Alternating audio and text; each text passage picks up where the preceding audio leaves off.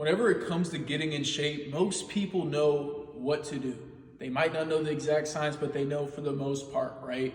Whenever it comes to lifting or building muscle, it's lifting heavy, progress, and eat protein. Whenever it comes to losing fat, it comes to moving more, eating less. To go a little bit more in depth, eating in a calorie deficit, eating more protein, and even possibly tracking your calories, your macros. But the number one question that I have to find out as a coach is, why aren't you doing these things? And it usually comes over to these main two obstacles or mental problems that people run into, right? Emotional eating. So what does this look like? A bad day at work, a breakup, a fight with your mom, a fight with a boyfriend, a fight with a girlfriend. And this leads to, I'm stressed out, I am going to eat a bunch of cookies. And a few problems that come around with this is people think that once they have this bad meal, it is absolutely over. So here's a few ways to either get around with that or continue to work through and make progress after you have that binge meal.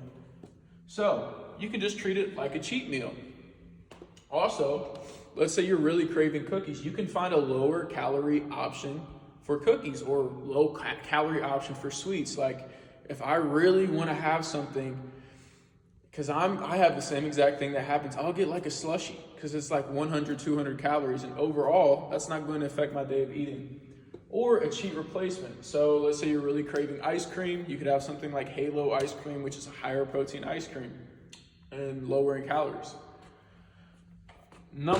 This is the other one, the all or nothing mentality. This is guaranteed going to lead you to a crash. And I'm going to show you what this looks like. Training for over 2 hours.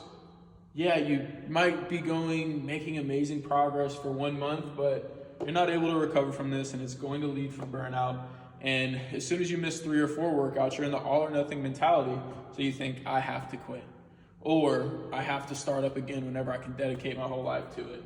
So an alternative to this is 3 to 4 weekly workouts, 30 to 60 minutes. And the reason why you're able to do this is because you're training intense. You're training to failure when you're there.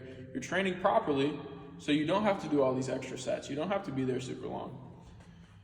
Overly strict dieting. This is also a symptom of the all or nothing mentality. So maybe you went keto. Maybe you cut out food groups completely. Maybe you completely stopped eating sugar, which nothing is wrong with any of these things, but it's typically not sustainable for most people, myself included. I don't want to do this in the long term. So ways to get around this is counting calories, or what we talked about earlier, consciously eating less and doing more activity.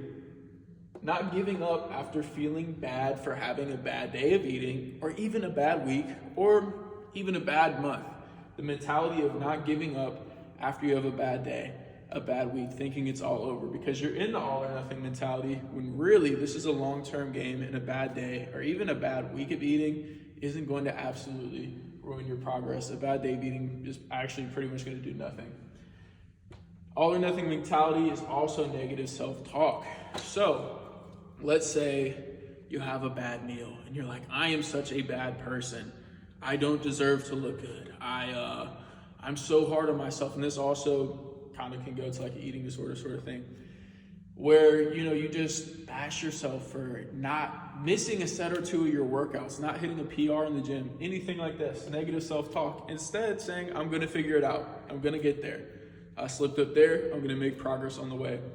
So all of this, the why aren't you doing these things, it's all a mindset thing. So working off of emotions and not finding proper, I wouldn't want to use the word coping mechanisms, but proper mechanisms whenever these negative emotions pop up, or a negative mentality to where you have to go all or nothing, when in reality you're able to make a sustainable lifestyle. And when these things pop up, you're able to make adjustments, because these actions of building muscle or losing fat or building a nice physique, being in shape, it's a long-term game, and it's something that you do day in and day out.